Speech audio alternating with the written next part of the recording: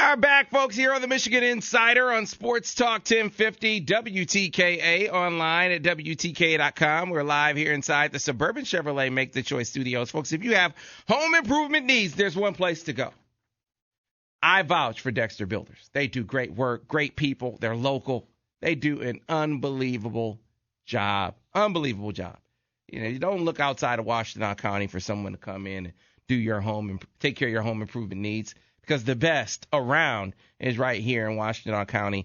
Dexter Builders. They specialize in providing complete home improvement services from initial design through construction to final walkthroughs and inspections.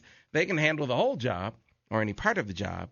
They are Dexter Builders. Well, folks, a lot of people long to hear from the late, great Bob Ufer. Most of the time we have to do that, by pulling out one of those great CDs that we get from the Ufer family, or some of the outtakes that Ira plays, but we also get great imitations, but none better than Dennis from the OC. What's up, Dennis? Oh, Sam and Ira, God bless your cotton-picking maize and blue Michigan hearts. Can't you just feel it? That euphemistic Michigan spirit is building up, up, up. Oh, we're just getting ready for that great big 2014 season. Oh, Sam and Ira, I'll tell you, those Wolverines are revenge-bound. Oh, they're championship-hungry, and Brady Hoke and his staff are carefully and thoroughly preparing that team for an outstanding 2014 season out there in the hole that Yost, Doug Kreitzer paid for. Canham carpeted, Weidenbach retotted, Bill Martin field turfed, Joe Parker and his team carefully and thoroughly renovated, and Brandon lit. There's going to be over 109,901 of the greatest fans in the history of college football gathering to watch those Wolverines, the winningest program in the history of college athletics in general, and college football in particular, go up and down that field, like penguins with hot herrings in their cummerbunds. They're going to be going in and out of there like bulls with bees in their ears, and then those games are over. They're going to hear the greatest fight song ever written, the Michigan Victors, and they're going to be led by the spirit of 98, old Devin Gardner at quarterback there, old Thomas Jefferson and James Madison, Tommy Harmon, what we'll always remember, what we'll never forget, Billy Taylor, number 42, because, of course, 1940 is when Tom Harmon won the Heisman Trophy, and that was 42 years after the Victors was written by little Louis Hubble in 1898. Oh, Sam and Ira, it's going to be tremendous out there in the greatest stadium ever built, and we're all going to be singing the greatest fight song ever written, the Michigan Victors. Hail to the Victors, let's go blue. It's going to be a great big 2014. On this, the Michigan Insider with Sam and Ira on WTKA 1050 AM, Ann Arbor, Detroit, a Cumulus station. He even threw in ID, Ira. Close enough. That guy's Johnny on the spot, I will say. Dennis, you do a great job getting folks fired up. Appreciate you. 734-998-1050.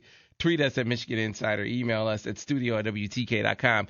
We do want to take this time to kind of transition a bit into talking some Michigan basketball, because I got some calls yesterday. Yes, we had Nick Stauskas scheduled yesterday. Couldn't get things lined up in the morning like we wanted to. But Nick is going to call us this morning, so we'll be talking to him shortly. In the meantime, Ira, Big Ten schedule. Yes, and the Big Ten schedule came out, and obviously we knew who the opponents were. They told you home versus road, et cetera. Now we know how it all fills in. Super Bowl Sunday, Michigan at Michigan State. Season kicks off Big Ten style December 30th. Michigan hosts Illinois. They wrap up against Rutgers in March. That's it's going to take a little time to get used to seeing that we'll be able to go road trip for a Saturday game down in College Park. That's going to be tough to get used to. The thing that you really need to focus on is the premium now that's really even more so being placed on finishing the top four in the Big Ten tournament. It's a 5-day tournament now. Okay. All right. Yeah, it should make it that much more exciting. We're looking forward to it. Some of the interesting matchups. How about Maryland going to the Breslin Center? Mr. Weintraub, yes, sir. What are you going to do that day? Rico has invited me. It's a tough one. I'll let you know in December. This team is a team in transition, and I remember last year at this time we were trying to figure out what guys were going to play what roles, and that question actually lingered a little longer than expected because of Mitch's injury. But then you saw some guys really rise to the fore. None rose higher than our next guest. He was the Big Ten Player of the Year. He went on to be a lottery pick in the NBA draft for the Sacramento Kings. And now he is back. He's going to be back in Washington County running a camp next week. He'll tell us all about that. I'm talking about Nick Stauskas. Nick, good morning. Good morning. How you doing? Doing great, man. Glad to Glad to have you on, and I want to wish you, and we all want to wish you congratulations, man. What was that? We'll talk about the camp, but just take us back to that night, draft night. What was that like for you? It was a real cool experience, especially just having a table in the green room and being able to invite my family there and spending some time with my friends too. It was just a surreal night, and I really wish I could live that night over again every day. Yeah, man, it's certainly a lot of folks living vicariously through you, and we just marvel looking back at that team that made the run to the title game. Now all of you guys, I mean, you got 4 first-round picks and a second-round pick. Did you guys feel it at that time that was that loaded of a team? I mean, the Fab Five can't even say that. We believed in ourselves, and I think all of us had a goal of playing at the next level, but I think at that time of the championship game, we didn't really discuss that as much. We were just more excited about what we could do as a group, and the fact that we were able to make it all the way to the championship game, I felt that was a great accomplishment for us. All right, so we'll talk about you and the Kings and Michigan this year, but I want to start off first talking about the camp. You're coming back here, gonna have a camp at Saline. Tell us all about it. Tell us how kids can get signed up. Definitely. So I've been posting links on my Twitter, for kids who want to sign up, and it's really for all skill levels. It's K through 12, and it's on 25th and 26th. It's a Monday and Tuesday, and I'll be there from 9 to 4 every day, just helping kids out, trying to get their games better. And for me, it's a great way to give back to the community, and I'm looking forward to seeing everyone out there. Yeah, man, it sounds like it's going to be a great opportunity, not only for kids to learn something and to see you, but also to get a piece of Michigan and to wish you well. So that's going to be great. So your team, man, I know you got a chance to hang with some of the guys. What are they telling you about this group? I don't know if you had a chance to be in any open runs or anything like that with them, but what are they saying about them, and what do you see in this team for this season? Well, we're a young team, and last year they didn't make the playoffs and they struggled a little bit, but we got a lot of great pieces. We got a lot of talented players, and at this point it's just putting it all together and having that right chemistry. So, they struggled last year with 3-point shooting. That was one of their biggest problems. So that's something that can definitely come in and help fix. So I'm just looking forward to the opportunity to get to know those guys and get to work with them. And so, obviously Isaiah Thomas moves on. Are you going to be able to take on some of the ball handling duties for the teams and create kind of for them like you did for Michigan a little bit? I hope so. I'm going to have to gain their trust first. I'm going to have to prove myself all over again. But I think at some point, I think I'll be able to do that job for them. All right. So let's talk about Michigan. I know you hung out with Spike a little bit. I know you're in contact with the guys. What have you seen or heard about how the team here in Ann Arbor looks now and is going to look this season?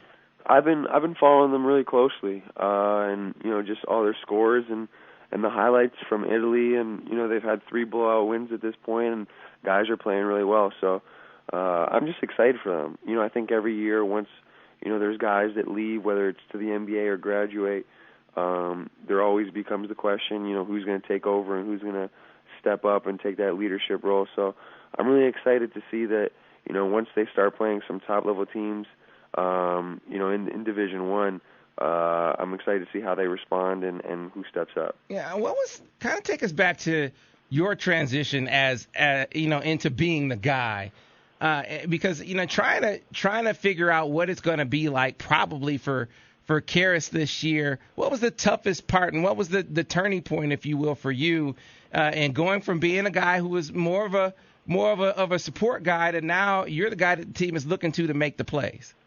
I think that the toughest part for me was really when it came, middle of the Big Ten season and teams started face guarding me, and a lot of teams just put their point guard on me and would follow me around the whole court. And for me, I wasn't used to that, and it was frustrating because I didn't get any open looks, and I had to learn to move without the ball, and I just had to work a lot harder to get my buckets. So, that's something that Karis is probably going to have to deal with at times this year. But it's just an adjustment. He's got to watch film. He's got to listen to the coaches, and he's just got to stay confident in himself. And we're talking to Nick Stauskas this morning here on the Michigan Insider on Sports Talk 1050 WTKA, online at WTK.com. We saw Karis kind of blossom last year. But, man, talking to the coaches, they feel like there's another level even beyond that. Kind of they say game all the time, game recognizes game. What's the next level for Karras? What do you see in his game this year? I mean, I don't want to sit here and set the expectations too high, but he's a kid who has limitless potential. He's about 6'7". I heard he's about 200 pounds now. He works extremely hard, and he's a guy who can handle probably one of the toughest players to stay in front of, just as far as one-on-one coverage. He can shoot the ball, he can pass the ball, very coachable. So I think this year the sky's the limit. I think he's a type of player that can end up winning Big Ten Player of the Year and average 20 points a game. That's the kind of player that he is. So at this point, it's just going to be how the group works together and how he leads them. I'm glad you mentioned that. It's a great segue, Nick. Leadership. You guys had J-Mo in the locker room, for instance, the guy who had been through the wars, been around for 5 years, seen a lot, done a lot. Who does this team look to? Who are the leaders of the team that you left behind for the Wolverines this year? Well, I think that's going to fall on Spike and Karras this year. They're probably the two most experienced guys on the team. They've been through a lot, so I think the coaching staff and the rest of the players are really going to look to those two to step up. And the same way that I had to make adjustments on the floor and I had to make leadership adjustments as well. Those two are going to have to do the same thing this year. So there's probably going to be a period where they're not used to it, but I feel like midway through the year they'll figure things out and they'll get it going. All right, so Nick, we're going to plug the camp one more time before we get out of here, but I got to ask you some of the off the beaten path questions. You're an NBA guy now, so what are you driving, Nick? What are you driving around? Man, it's crazy. I still don't have my license. You got to be kidding me. Still don't have it, man. Crazy, right? All right, so what did you splurged on something? What have you bought that you're like, man, this is why I've always wanted this. I had to go get it. I honestly think like the craziest thing that I've bought so far is I bought a Louis Vuitton book bag. For some reason I always wanted one. I thought they just look cool. But other than that, I really haven't splurged. I bought like a little bit of clothes, a few pairs of shoes, but nothing like serious, nothing big. So once I get my license, I'll figure out what I want to get. You haven't got. You see now, Nick. A lot of guys get cars with Louis Vuitton interior. You got the Louis Vuitton bag, man. And so talk about scaling it down. But that's all to come. As is, I think, a really, really good NBA career. Like you said, your team really needs shooting, and you're seriously gonna be able to provide that. So good luck to you on that. Let's talk one more time about your camp over at Saline. Tell the people all about it and how the kids can get signed up. Yeah, so I've been posting links on my Twitter every couple of days on ways to sign up. It's K through 12, all skill levels, and it's on August 25th and 26th. I'll be there from 9 to 4 every day, and I'm just looking forward to giving back to the kids and have a good time. I feel it's just going to be a good opportunity to interact with fans and help get kids better. All right, man. Keep throwing up those 3 signs, man. I want to see them this year. Yes, sir. I got you on that. All right. Thanks a lot, Nick. Appreciate it. All right. Have a good one. All right. That was Nick Stauskas.